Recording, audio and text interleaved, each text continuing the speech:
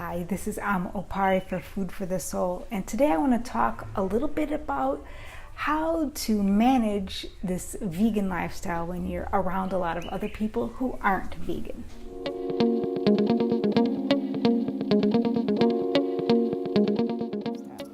I'm here outside in my Tanzanian yard, and you can hear the chickens from the neighbor.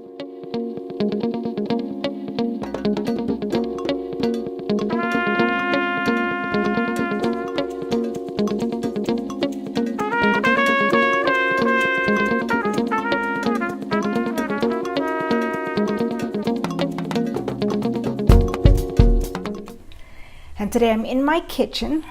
I thought I would do two things at once, and while I'm making dinner, I thought I'd talk a little bit to you. I'm making some Chinese noodle stir fry, and but what I want to talk about is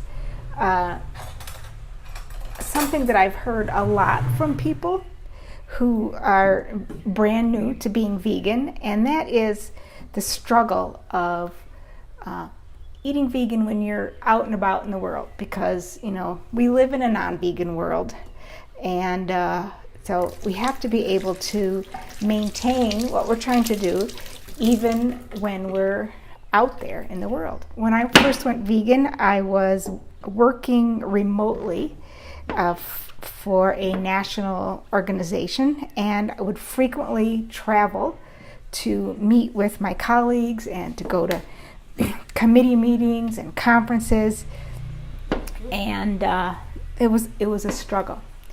And so I thought I'd share a few of the things that I did that helped me out, because when you are out there working, when you're trying to make a difference in the world, you're working for an organization, you're running your own business, you're serving in a political office, you're a salesperson, whatever, you have to be able to continue doing your work and maintain your vegan lifestyle if you're going to want this to work for you. So one of the things that for me was a struggle was eating at restaurants. As I'm traveling around, we're all, we have 8 of us a meeting in Orlando, Florida or whatever, and so most of the meals are out at restaurants or in hotel, in the hotels that we're staying at. And they weren't vegan. I was the only vegan. So fortunately, they were mostly okay with choosing places that were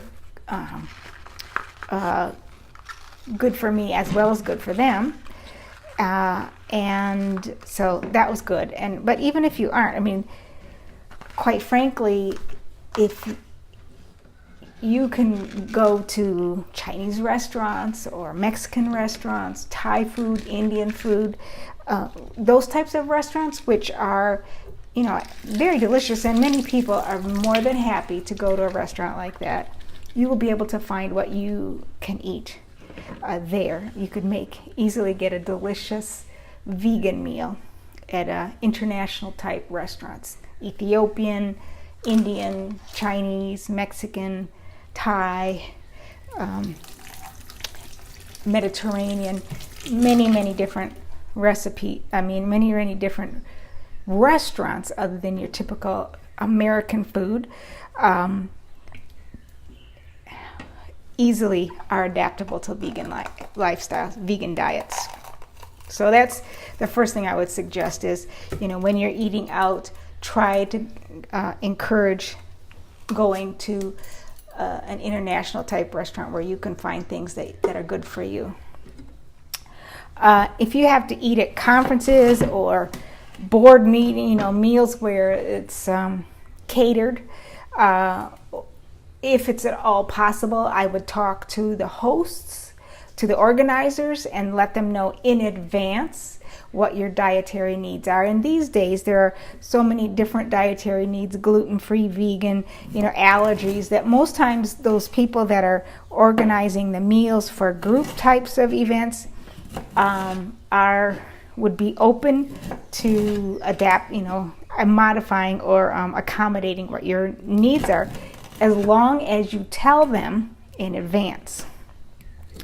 Now, you can do that. You can tell them in advance, and then of course you get there and things still aren't quite the way you want. So another thing that I would do in those types of situations is I would make sure I knew where there was a Whole Foods or a some other type of health food store, even just a basic grocery store.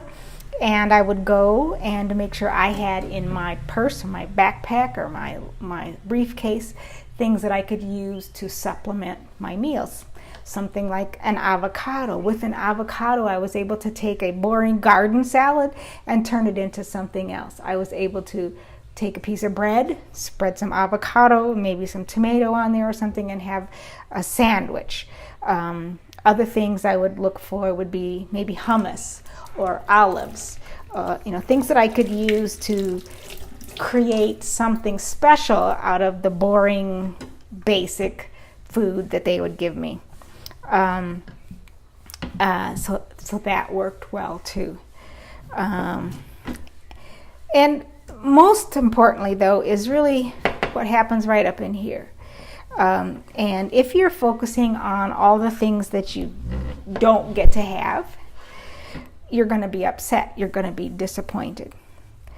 I remember one meal that we were at. I think we were in Boston, and it was one of those restaurants where they have pages upon pages upon pages of dishes. A whole couple pages of chicken things and all these steak things and seafood things, and I must admit it was hard because I wasn't that long into being vegan, and I would look at those pages and think, oh, I remember I used to really like that. Oh, I used to really enjoy that. And it was tough. And so one day I realized I didn't have to put myself through that. And so rather than going through all those pages and seeing all the things that I couldn't have, I went straight to the salad page or the vegetable page or the pasta page. I mean, there were sections that were easy to find things that I could eat, that I would want to eat. And so I would go straight to those.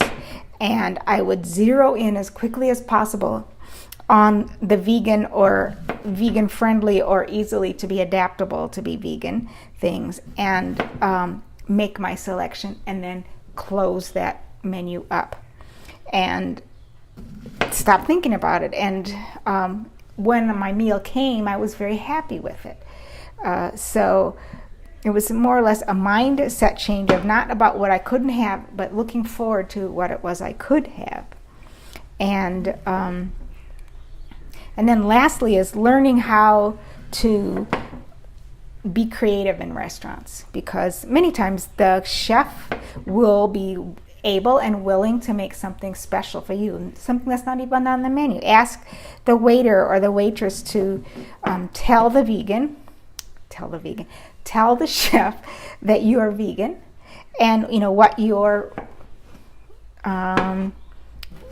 requirements are, what you're looking for. Ask them if they could make you a pasta dish and just put in all the vegetables that they have, or a salad and just add in the extra vegetables. If you've got broccoli and zucchinis and other things like that, put those in there too. And make sure that you're very clear on what you mean, because what somebody understands vegan to be or vegetarian to be may not be quite what you have in mind. So don't be afraid of being a pest and being a little obnoxious and saying maybe multiple times, I don't want any cheese, no dairy, no butter, no animal products, no fish sauce, no whatever it is that's common in those, no ghee and no yogurt. And I just only want, you can tell them I'm allergic to this. I can't, if you bring it to me, I'll have to send it back. So, be very clear to them about what it is you can eat, what you will eat, and what you won't eat. And if it comes to you wrong, send it back. You don't have to accept it that way. Especially if you're very, even if you're not, but especially if you're very clear, I can't eat cheese. And you maybe look at a recipe or a menu item, and you look at all the ingredients listed, and it doesn't say anywhere that there's cheese on this salad. They bring you the salad and it has cheese on it. Make them give it to you again. And no, you're not going to just brush that cheese off. You want a new salad, no cheese. Thank you very much. So those are some things you can do to navigate around your non-vegan world and make it work for you in living your healthy plant-based lifestyle. It does take a little effort, takes a little practice, but if you put in the time now, it gets easier each time. It gets easier each time. And then make sure, after the event, you make a note of what the problems were, what you need to think about next time, so that you can plan in advance, because planning in advance is very key. Knowing ahead of time what the landscape is going to be, what you're going to confront, what your menu or meal situations are going to be, will allow you to make it work for you. So that's it for today. I'm Opare here in my Tanzanian kitchen. I have a new ebook that's available starting today, and it's called How to Make the Right Decisions When You're Surrounded by All the Wrong Choices. I've been hearing from a lot of you that other people are the biggest challenge you have in sticking to your convictions to eat right. So I'll put the link down below. Get your copy of this free ebook for 5 strategies you can use, whether it's going out with friends, dealing with family at home, traveling, whatever your situations where you're out there trying to stick to your convictions and everyone else around you is making bad choices or different choices. Everyone around you is making choices that are not the choices that you want to make. So how do you stick to your choices, your convictions, to make the right choices for you? So get your copy of the ebook by clicking the link below. So I hope you like this video. Be sure to click the like button and share it with other folks that you know that may be struggling with these same issues.